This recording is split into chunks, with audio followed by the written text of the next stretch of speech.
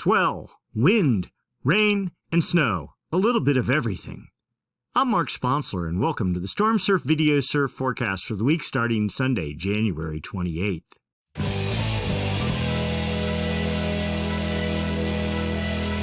Stormsurf, waves, weather, buoys, altimetry, snow, temperatures, El Nino, weather analysis, essential data for outdoor people, all the time, no hype. Be sure and like and subscribe. Ring the bell. You get automatic notifications when the videos are posted, typically on Sunday evenings. To subscribe, just click the Stormsurf icon down there in the lower right-hand corner of your screen. That'll get you all set up.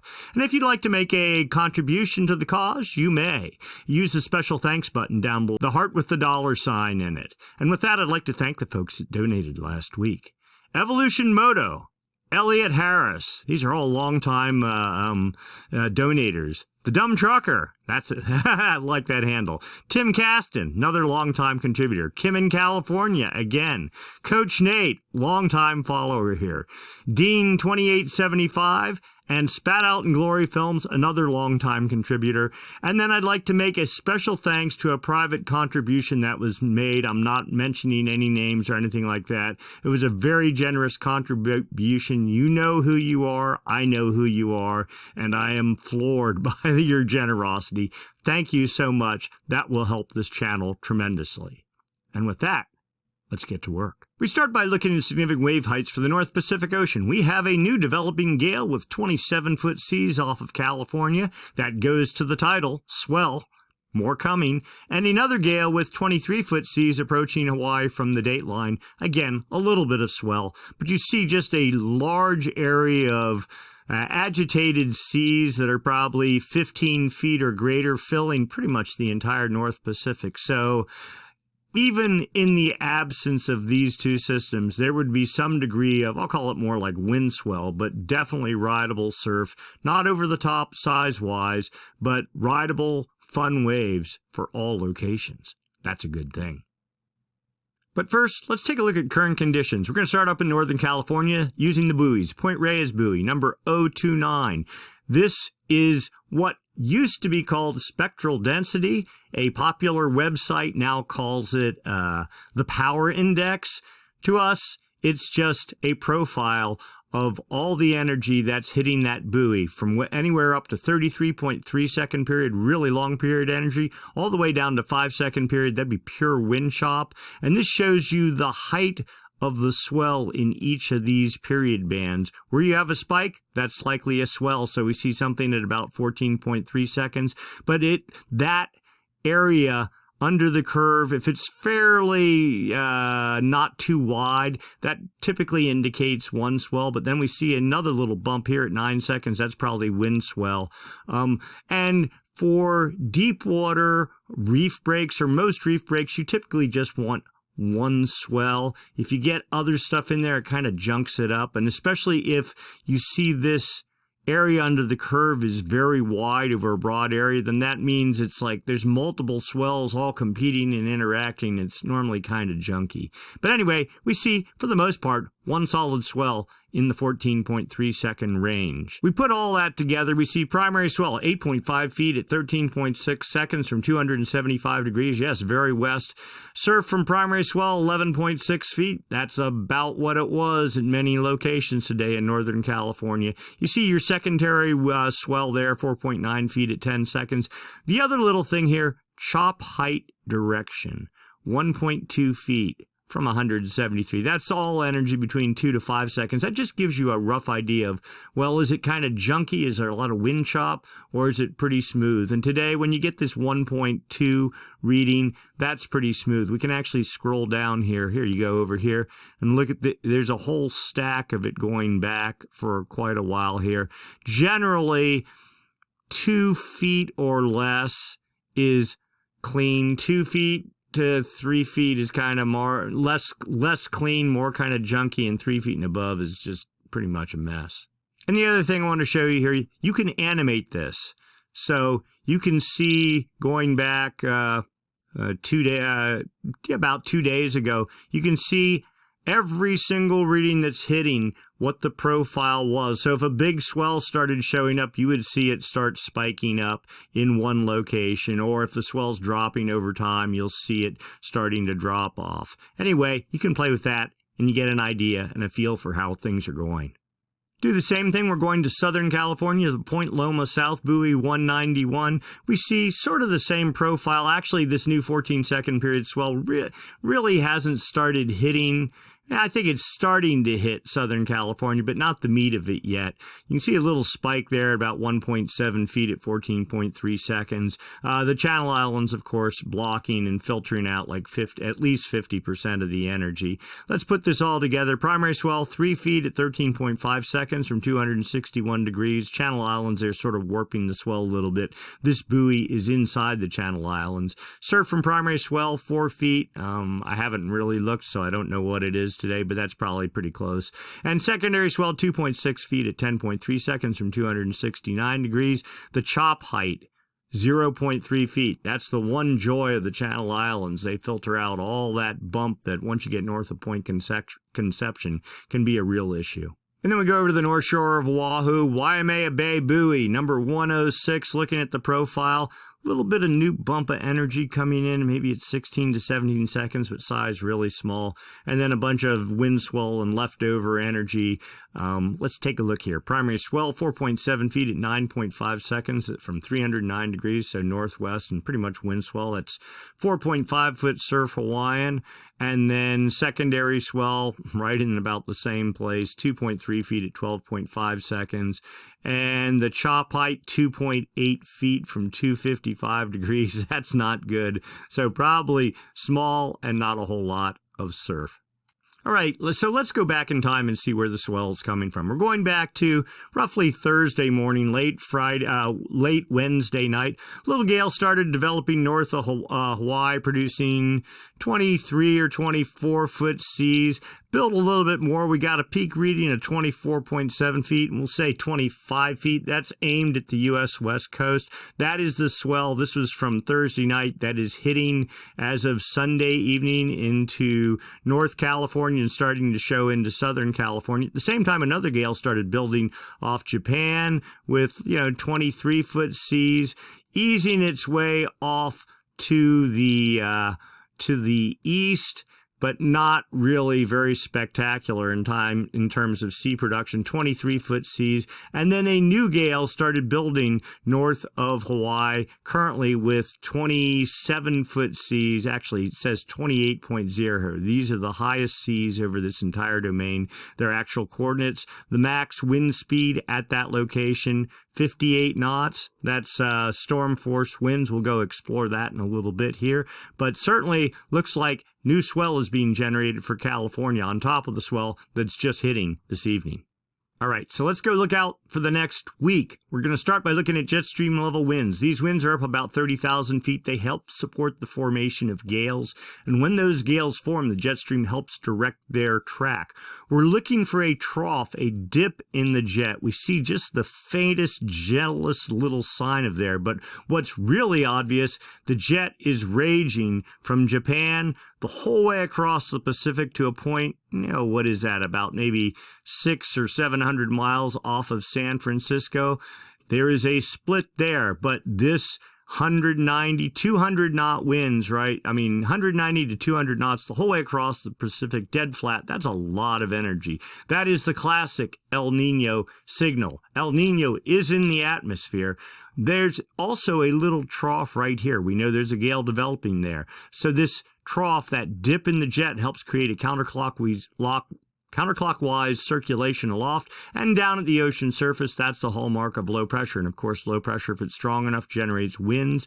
Winds, they start getting traction on the ocean surface and imparting energy to the ocean, creating seas. Those seas, as they radiate away from the fetch area, get groomed out, exposing the longer period energy. And then that is swell, and swell, when it hits your beach, of course, creates surf. So we have a very favorable pattern here. And with this split jet stream, typically between a split, you get high pressure. And California right now is windless, clear, beautiful and warm, but I'm sure if you're north, if you're on anywhere from here and up above, it's probably a pretty stormy mess. All right, let's put this into motion. We see one trough tracking up there. We see the split point moving closer to California on Monday. We see another trough trying to organize Tuesday in the Gulf of Alaska. We see the leading edge of the jet on Wednesday just ready to push hard into, it looks like about Point Conception. Another trough digging out here. You see 1, 2 troughs. So that's good for potential for gale development. One trough pushing onshore as we get into nearly Friday. That would likely be some sort of a storm system and weather producer. Then we get into later Friday. Now here, notice this. The jet sort of gets broader. It doesn't split, but it gets broader. A trough starts developing up on the North Dateline region. Another trough here.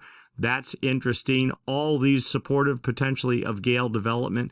Actually, the jet looking better than it did a couple of days ago. Now, there's your split, kind of a break, but back here it seems to be consolidating. As we get into Sunday, let's see how far we can get. There we go. That's the end of the model run. Even a week out, it's not believable. Trust the model about 4 or 5 days. After that, it gets pretty squirrely. But anyway, you see yet another trough, yet another trough. The jet raging, all this very supportive of gale development. And look with this full jet pushing into Southern California, full atmospheric river event, potentially, if the model verifies.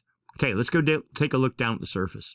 Here we are, surface level pressure, surface level winds, not unexpected. Gale in the Gulf of Alaska producing 40-knot winds aimed at the U.S. West Coast. Another small gale approaching the Hawaiian Islands with 35-knot winds. Put this into motion by Monday. The gale in the Gulf rocketing up to the north, pretty much out of the picture other than for Canada, British Columbia, and Alaska. 30-knot winds pushing north of the Hawaiian Islands. Here's our next gale winding up as we get into Tuesday with 45-knot winds aimed again at the U.S. West Coast, building to 50 knots. There we go. That is a solid storm just off the coast, basically impacting, we'll say, from Bodega Bay northward. This would be Wednesday morning, and then that front sweeping down into California. We'll get into the details of that. Lots of storm production, but also looks likely for wind production as well. Then we have a new little thing. This is new on the models. Thursday evening,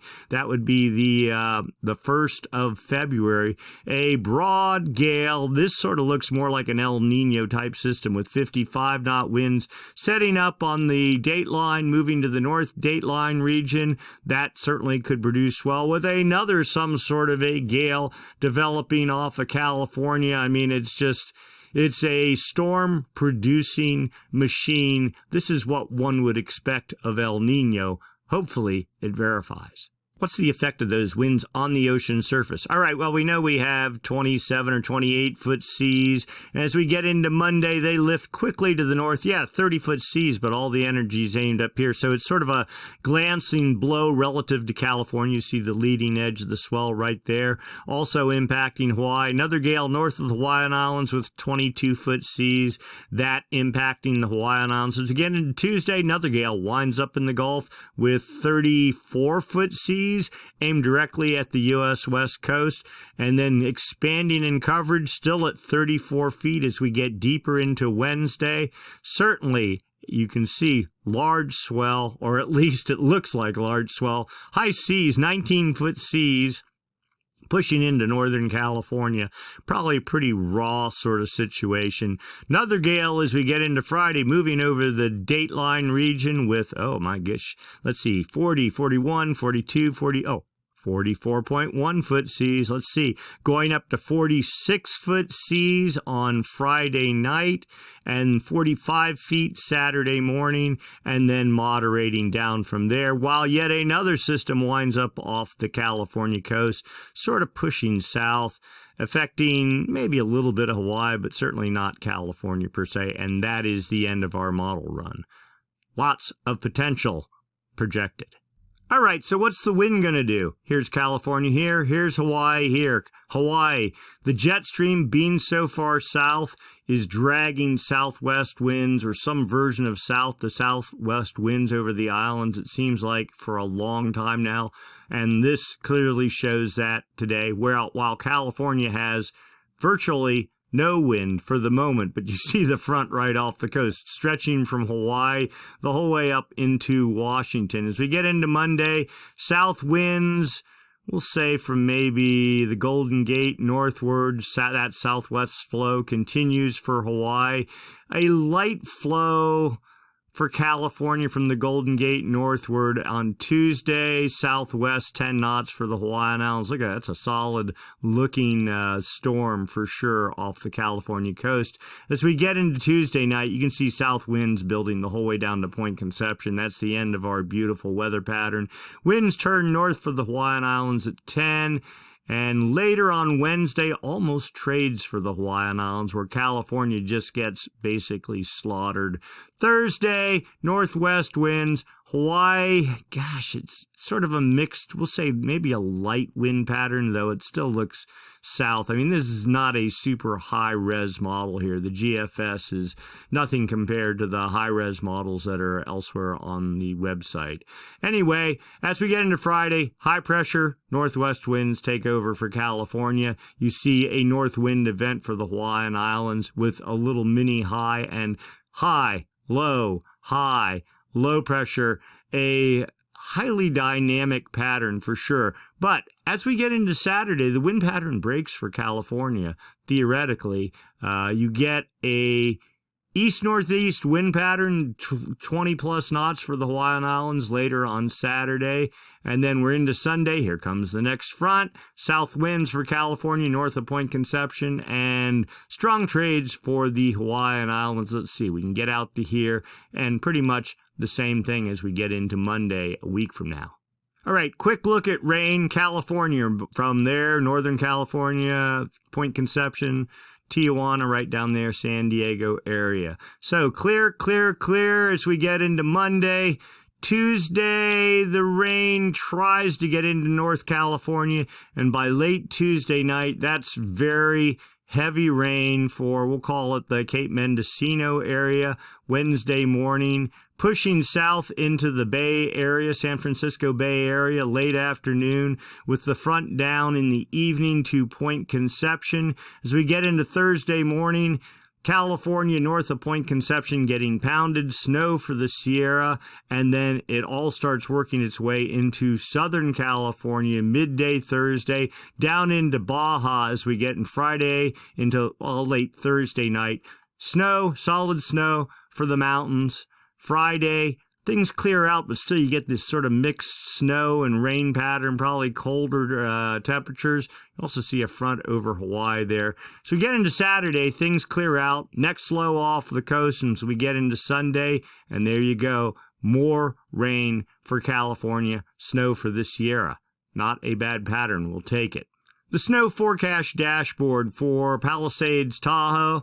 Well, the first little pulse of snow looks like maybe 26 inches, and then maybe a little bit more, getting to nearly 3 feet 10 days out from now. Let's go take a look at a couple other resorts. Kirkwood doing maybe even a little bit better, a little bit over 2 feet, maybe 26 inches, and then resting or topping out at 36 inches. And look at this. Even Mammoth now forecast with 36 inches. I think this is the most snow I've seen for them in a 10-day window, probably all season. So this is good news. Let's go look at the snow levels. So right here, this has been the issue all year. Very high snow levels. Yeah, maybe you get a day or two where it's cold, but the last batch of snow, the model said something like 2 feet, and yeah, maybe they got 2 feet up at the very top of the mountain, but you get down low in the 6,000-7,000 foot range, and a lot of it was rain or this, just ugly rain snow mix.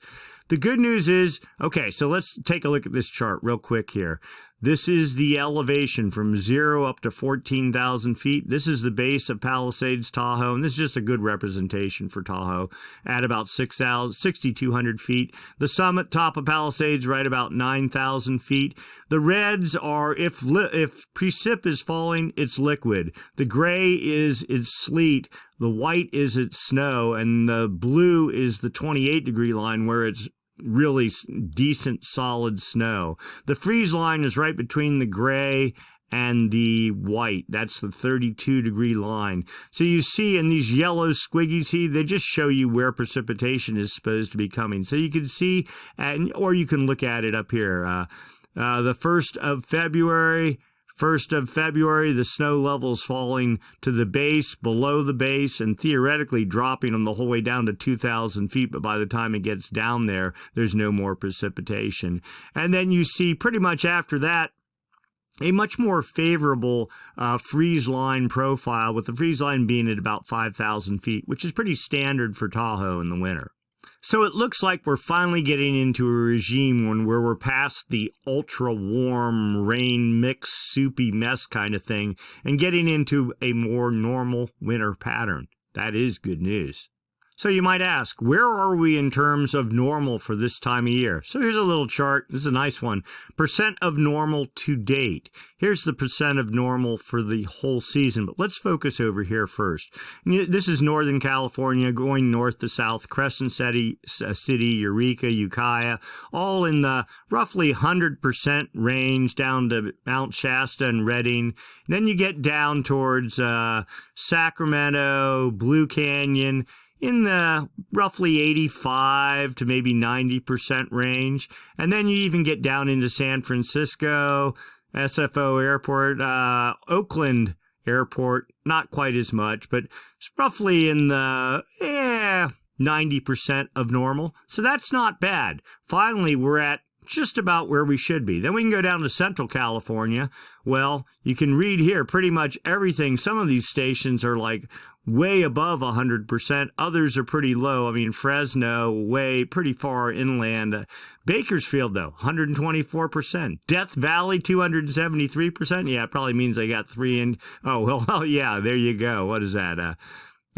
3 inches of rain and normal is 1.1. So, okay, you get the idea. Anyway, and then we go down into Southern California. Numbers all looking good at 100, for most part, 100% or better than normal. Now, though, let's go do the other part of this. This pattern would have to keep up. Oh, and hang on.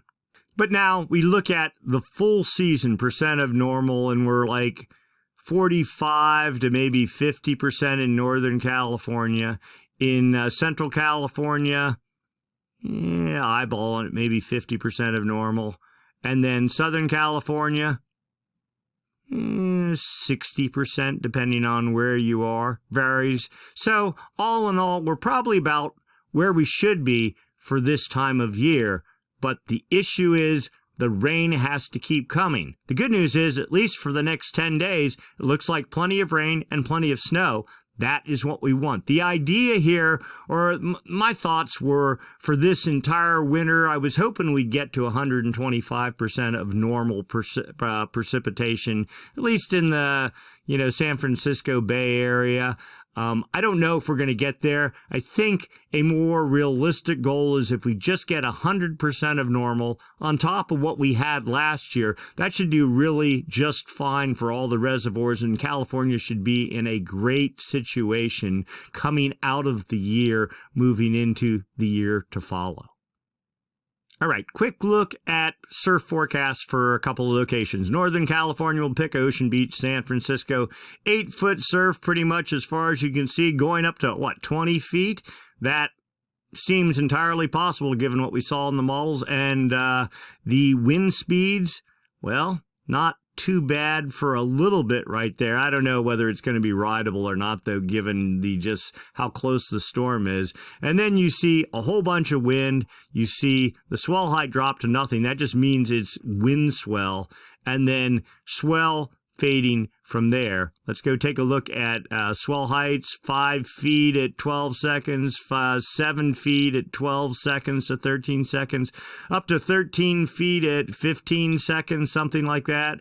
And then basically wind swell, and then a fading swell pattern from there. Let's go down to Southern California. San Diego, 4-foot surf, more 4-foot surf as we get into like Thursday. Then theoretically going up, but probably a bunch of this is wind swell, kind of not really. And look at the wind speeds, 29, 30 knots. And then fading from there. Swell heights, 3 feet at 13 to 14 seconds, pretty much the whole way through Thursday. Then things get kind of confused. And then sort of a wind swell, fading wind swell type pattern after that.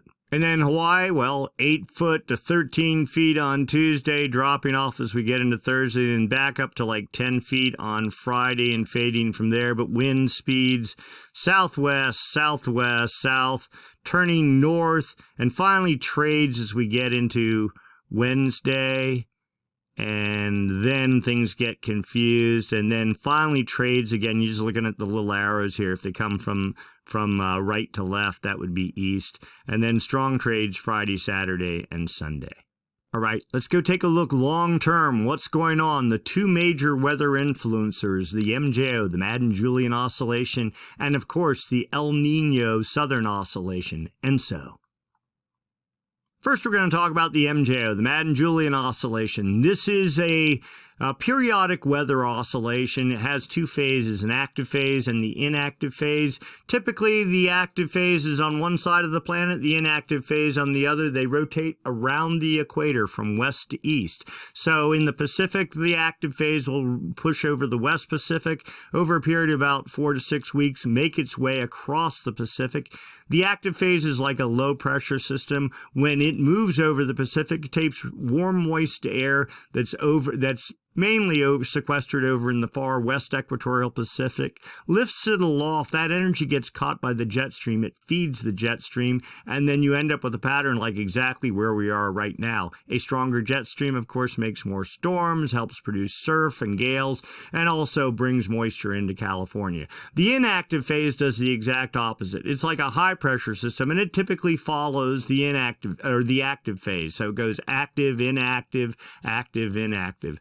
So the inactive phase, a high-pressure system, it cuts off the moisture flow up into the upper atmosphere. The jet stream gets weaker, it splits, and then you have less storms and less rainfall. But during El Nino, typically El Nino is like a long-running active phase of the MJO that runs for like months at a time, and that's kind of where we are right now. When the active phase gets in sync with El Nino, they constructively bond together. They call it constructive interference, and they like pile on each other and really feed the jet stream. And that's kind of where we're headed right now. We're looking for signs of the active phase of the MJO. All right, so this is data from the TAO buoy array, a series of buoys strung across the equator used for monitoring El Nino, but there are wind sensors on those buoys. This is the East Pacific here. This is the West Pacific. That's the equator. The arrows are the actual wind speeds, and the longer the arrow, the stronger the winds. Yes, winds are out of the east, but there's a pretty strong arrow there, but not particularly strong at the moment. Over the East Pacific, over the Central Pacific, a little bit stronger, and over the West Pacific, there's a bunch of data outage here, but not particularly strong at all. You go but it is not the actual wind speeds, the average wind speeds means, it's the anomalies, the difference from normal for this time of year. Yeah, winds are blowing out of the east, but is that stronger or weaker than normal for this time of year? You look at these arrows, and they're a little bit out of the east, but kind of just all mixed up, meaning these winds are pretty much normal. Same deal over the Central Pacific, but then you get into the West Pacific, and look at that. Yeah, they're blowing out of the east, but they're way weaker than normal. The net effect is they're considered west anomalies, reverse of normal. Now, if we were not so deep into El Nino, I would go, well, maybe this can create these west anomalies associated with the active phase of the MJO. This looks like a developing active phase of the MJO, that might create what's known as a Kelvin wave. These west winds will get traction on the ocean surface, start pushing warm water that's over here off to the east, not on the equator, but under it, in what's known as a Kelvin wave. And of course, you saw it if you've been following over the past year. We've had 8 Kelvin waves produced since about December, not of 2023, of 2022. That helped usher in our existing El Nino, but that's all pretty much gone now.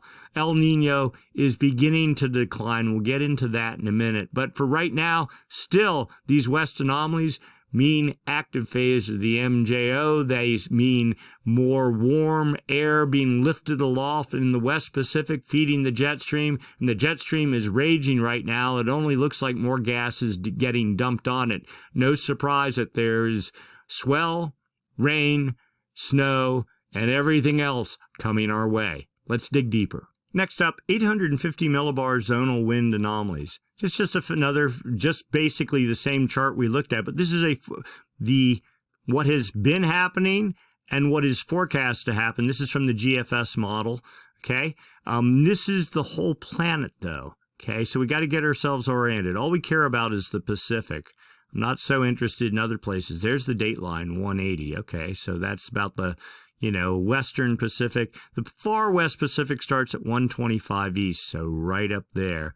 Okay, and the all-important, what I call the Kelvin wave generation area, but it's also the area where if you have west anomalies in the West Pacific, that's where all the energy transfer into the jet stream occurs. So between there to about 170 west, so right in there. So you can see the blues are easterly anomalies, loosely associated with the inactive phase of the MJO. You can see that was in control until about maybe 3 days ago, and then here the reds, westerly anomalies building on the date line, filling the entire Kelvin wave generation area, and forecast holding pretty much for the next 2 weeks.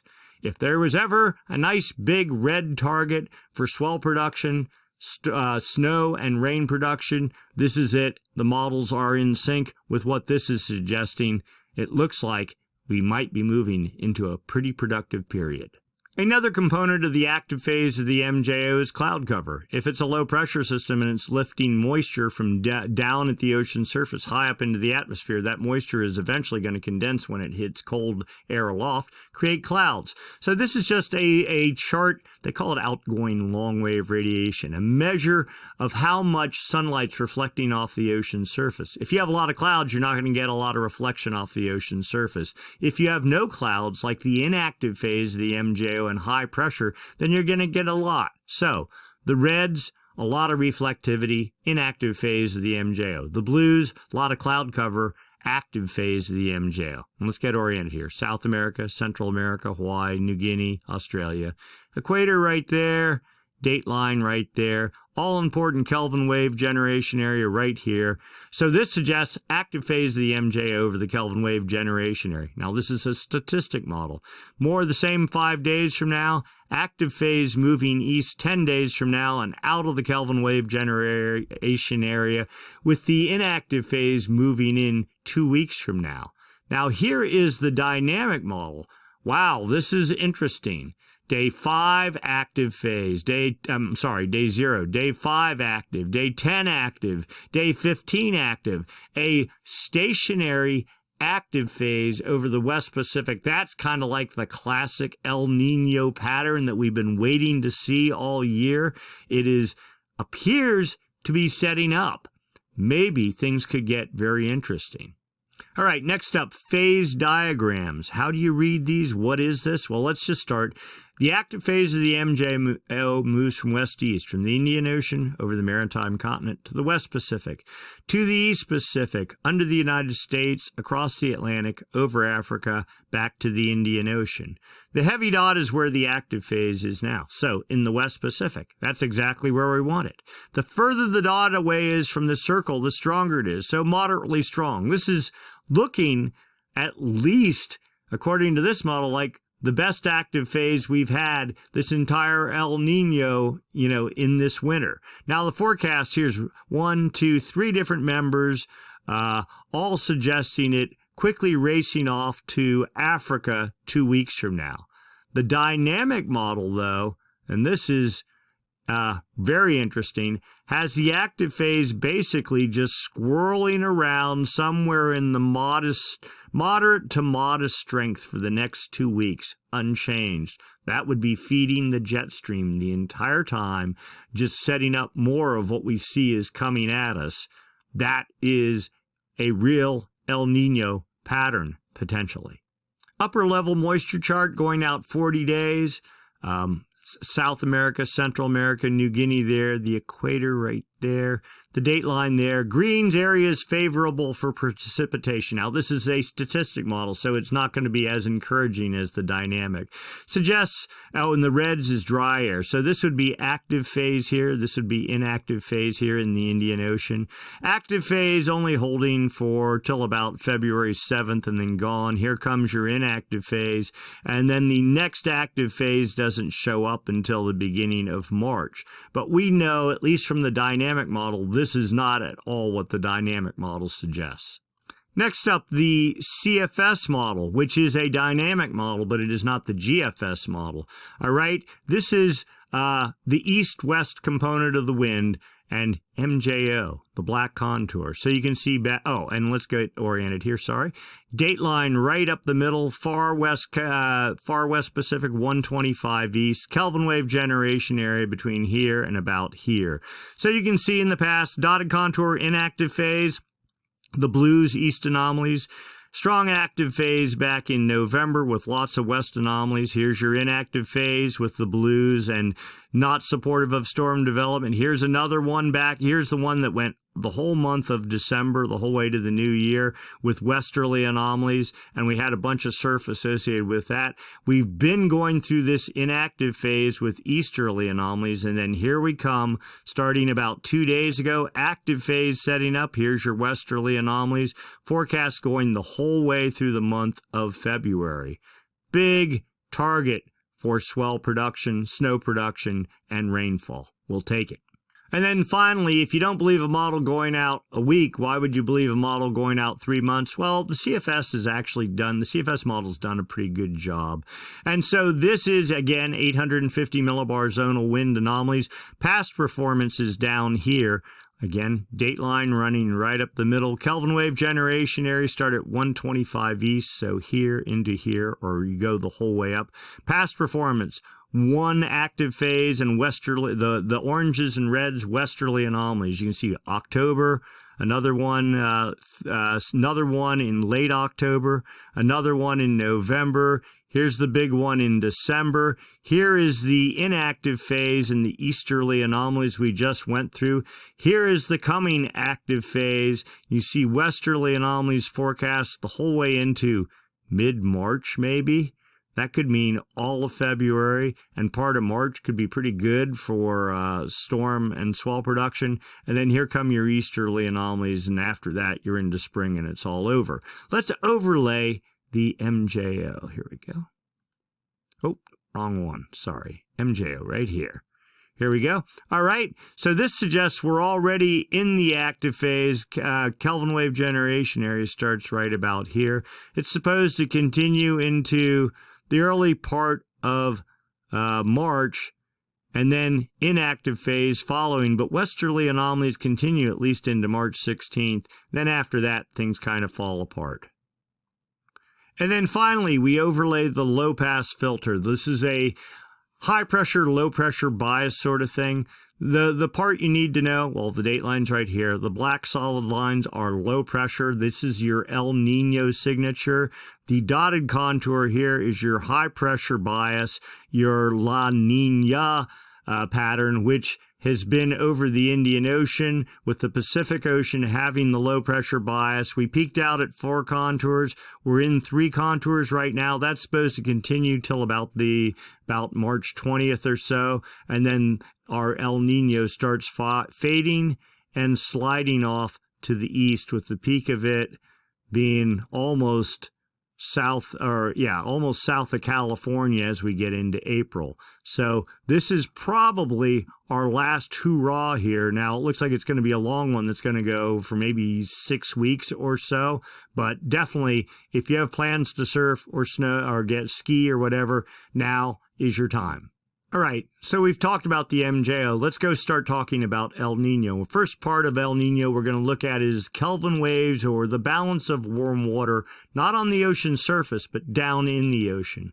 This is, again, data from the TAO buoy array, those buoys strung across the Pacific, West Pacific here, East Pacific here.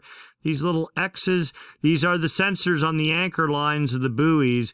They collect data, use a model to fill in the gaps, and you get a profile of water temperatures. El Nino is characterized by warm water in the East Pacific. La Nina is characterized by warm water in the West Pacific and cold water in the East Pacific. All right, so the 30-degree isotherm definitely has retrograded, not so much from last week, but from where it was at one point. The 30-degree isotherm right at the date line today. The 29-degree isotherm at 170 west. I think it was over in the 158s at one point. The 28-degree isotherm, well, it was 120, 110 at one point, but it just crashed backward the past couple of weeks at 150. But you do see a little bit of shade of it there. Still, the 24-degree isotherm, which is still warm water, this is 24 degrees centigrade, still holding depth down to about 50 meters below this ocean surface off of South America on the equator. So that'd really be Ecuador. So still a warm flow is apparent. But it is not the means again. It is, you guessed it, anomalies that matter. Now you can see warm temperatures the whole way across the Pacific with 3 and 4 degree anomalies centigrade. That's very warm off of Ecuador. But the flow of water in terms of Kelvin wave production, you don't see 2-degree anomalies up in here anymore. They would, Kelvin wave, you get the active phase of the MJO in the West Pacific here, creating west anomalies, takes warm water, starts pushing it down at depth, but it has to fall down to about 150 meters. And what do we see here? A massive pool of cool water approaching Ecuador. This is the beginning of the end of El Nino here. Now, we still have warm water holding in control, and there's probably, I don't know, 3 or 4 weeks or maybe 5 weeks of warm water, but not as warm as it has been, and not getting any warmer. It's all getting squeezed up to the surface, being pushed by this ball of cold water here. It'll eventually breach the ocean surface and then get carried by the trades off to the west, where it'll probably live for the next couple of years. Let's dig a little deeper.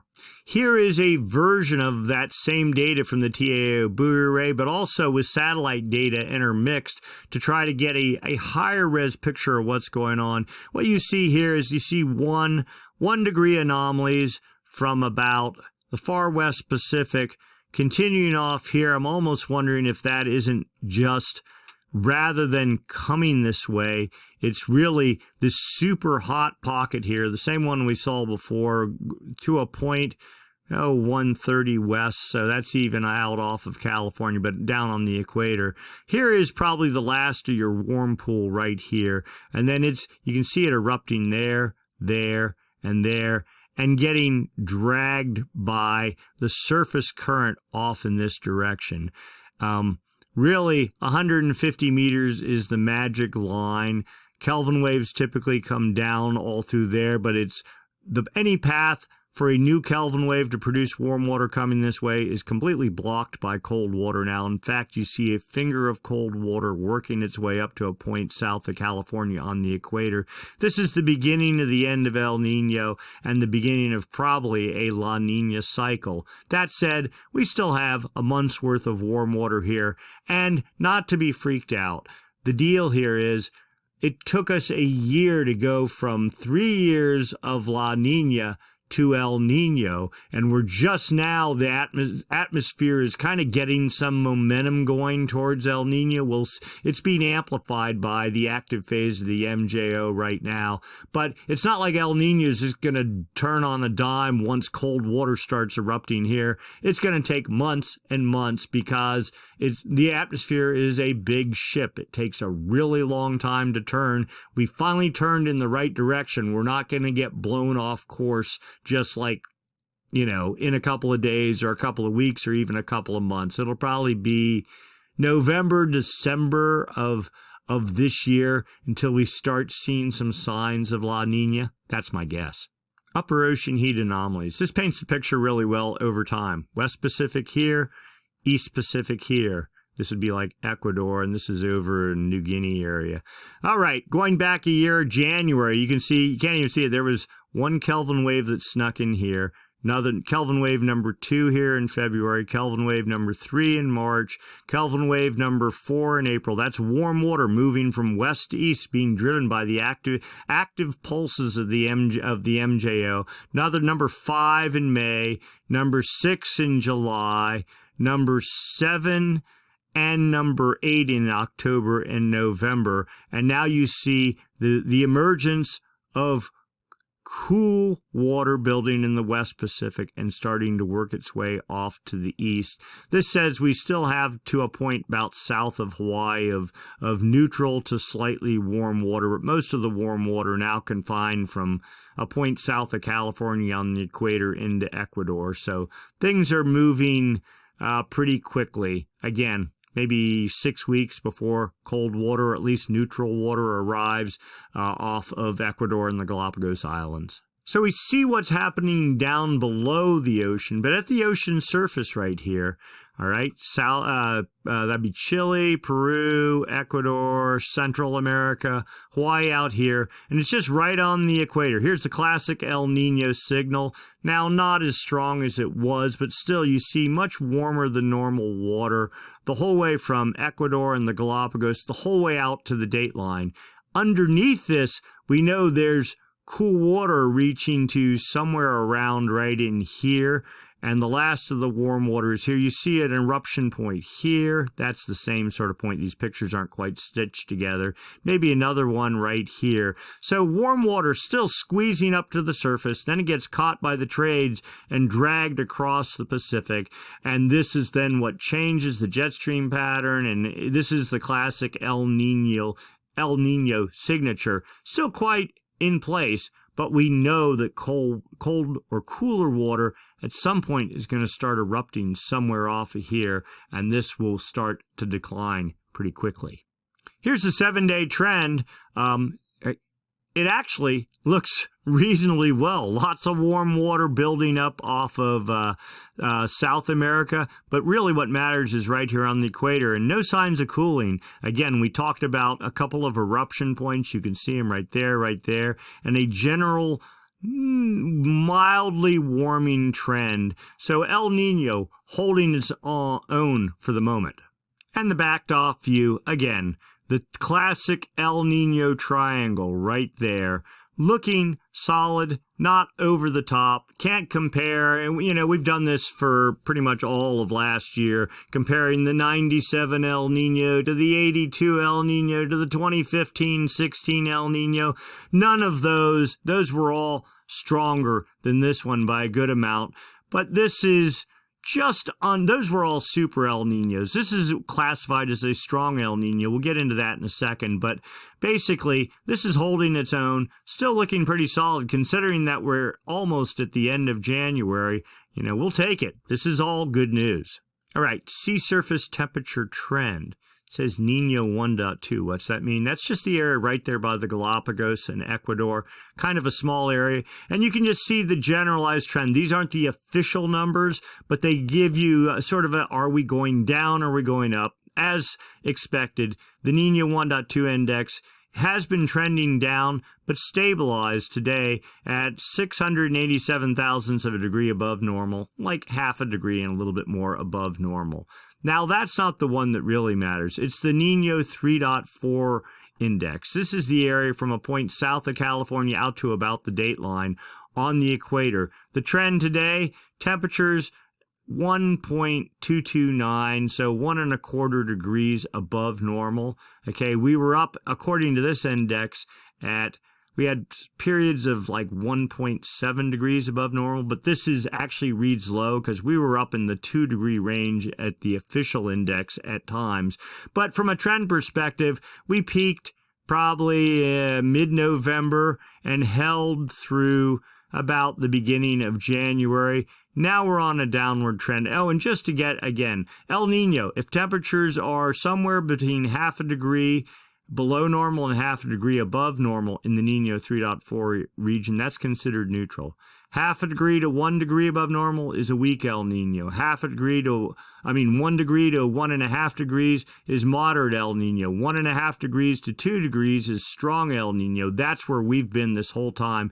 And 2 degrees and above is super El Nino. Again, the 82-83 El Nino, the 97-98 El Nino, and the 2015-2016 El Nino all fit those categories. We did not get into super El Nino status, but we were clearly in strong El Nino category. Sea surface temperature trend for the past year. West Pacific here, East Pacific here. This is just on the equator, 5 degrees north and south of the equator.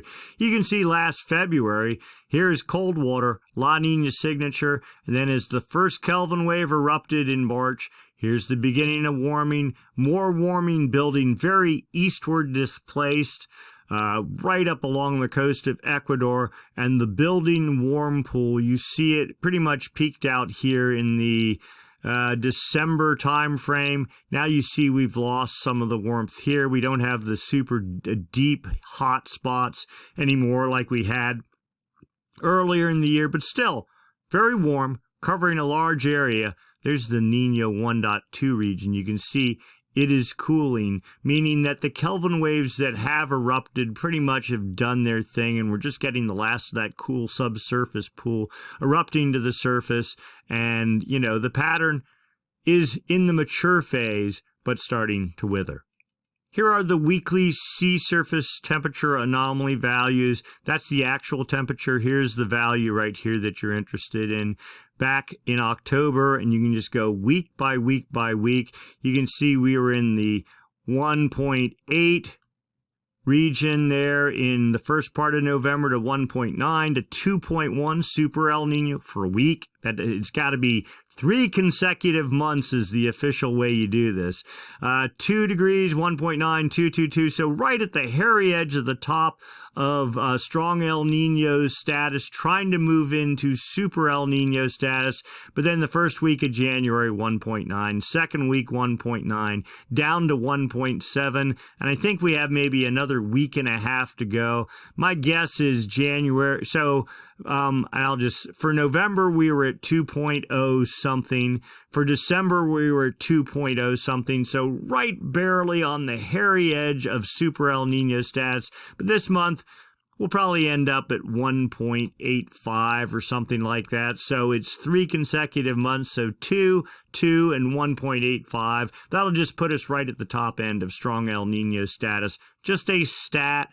At this point, it really doesn't matter. What does matter is, are we getting surf? Are we getting rain? What are our rainfall and snowfall amounts as a percentage of normal? The chart we saw earlier. Right now, we're just at normal. Nothing more than that. Real quick look here at ocean currents. If you have Kelvin wave after Kelvin wave, it actually changes the current pattern on the equator in the Pacific. But right now you can see there's a Galapagos, there's Ecuador there.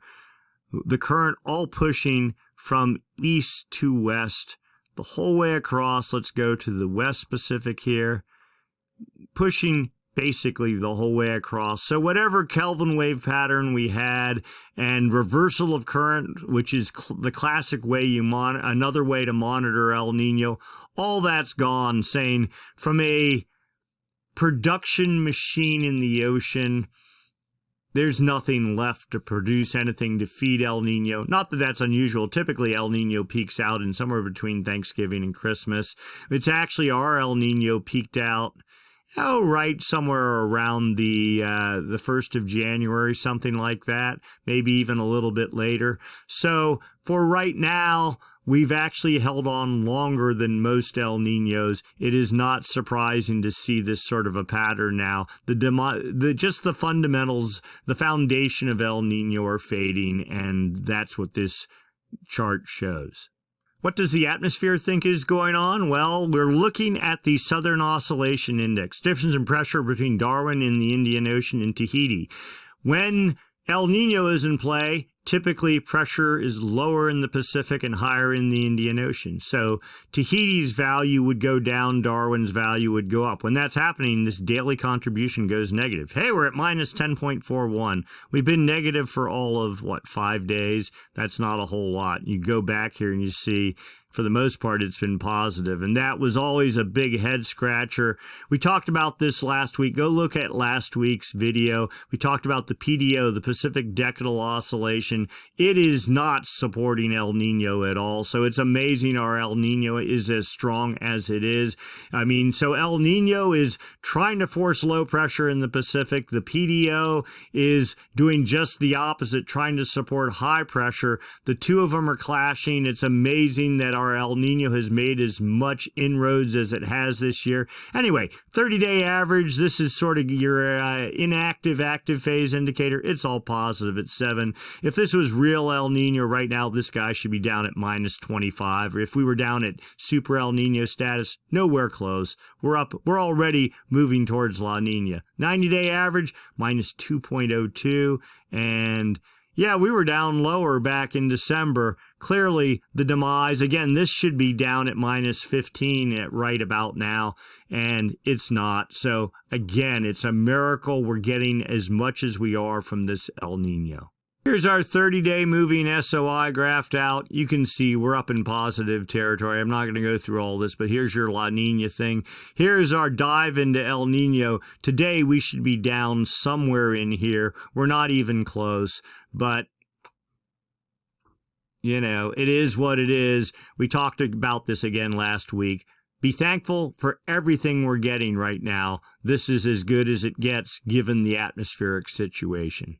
And then almost getting to the end here, the projection for sea surface temperatures in the Nino 3.4 region from the CFS version 2 model. This is a pretty good representation of what's going on. You can see sea surface temperatures we are up to. There's our 2 reading, mid-January falling to about 1.8 or 1.85, and then you see temperatures just crashing like a rock. I think this is, and then deep into La Nina territory as we get into October with temperatures 2 degrees below normal. I think this is a little bit overstated. Let's go look at the consensus model real quick. It updated just recently. Here's the forecast from here's all the El Nino dynamic models, blah, blah, blah, and all the statistic models, blah, blah, blah. And then there is a consensus model here. This roughly suggests temperatures falling into July, August, September, and then leveling out just barely, maybe not even in La Nina territory. So this is a definite counterpoint to that last model that we just saw, the CFS model, that has us just dropping off a cliff. There's the CFS model. It's right there. And this only says going down to 1, but the one we just looked at had it down here somewhere in 2, and here's a couple of outliers. But all these other models suggest, yeah, moving below normal, but maybe not even into La Nina. Of course, it's way early to know. I mean, I think we got to go through spring first and get out of the springtime unpredictability barrier, and then sometime in June. So we're still, 5 months away before we're really got to get a handle on where we're going. That said, up until June, it's going to be the effects of El Nino are mainly what we're interested in. All right, so let's start with where are we right now? Well, there's swell in the water. Maybe not huge, but there's swell. And the models, starting at the jet stream level, the whole way down to the surface, just say an onslaught of storms after this. Plenty of swell production. I think the million-dollar question is, what are local winds going to do? The flip side of that is if you're getting rain, at least in California, maybe not in Hawaii, but if you're getting rain in California, that's a good thing. If you're getting snow, that's even better. Well, if the surf isn't good, you go to the mountains and go skiing, play that sort of a game, and just keep your eyes on both and ping pong between the coast and the mountains. Good way to get burned out. Be careful, but at least you get to have, some fun. And it looks like that's what's going to be setting up for the next couple of weeks. If the active phase of the MJO really continues for the next 6 weeks or more, maybe even into March, well, then you just better feast while you can. Don't get too burned out, but this is it. Get it while you can, because this is probably the peak of our El Nino coming up for the next 6 weeks. So enjoy it while you can. All right. Other than that, it looks like maybe, well, we'll still be having effects of El Nino probably into December, the end of the year. But after that, it's anyone's guess whether we're just going to go neutral or go into La Nina. If you have some thoughts, write them up in the comments section. I'd be happy to hear them. All right, so that's our video for this week. If you enjoyed it, oops, there we go. Give us a thumbs up. If you have comments or you don't understand something, write up in the comment section. I'll be happy to reply. And if you'd like to make a donation, you can use the special thanks button, the heart with the $sign in it down below. And be sure and subscribe as well. It helps the algorithm, and that helps us. All right, go get some surf. Go get some snow, have fun, pray for rain, and we're off to the races. It looks like a pretty interesting couple of weeks coming. Enjoy, stay safe, and we'll see you again next week. Same time, same channel. Thanks for watching.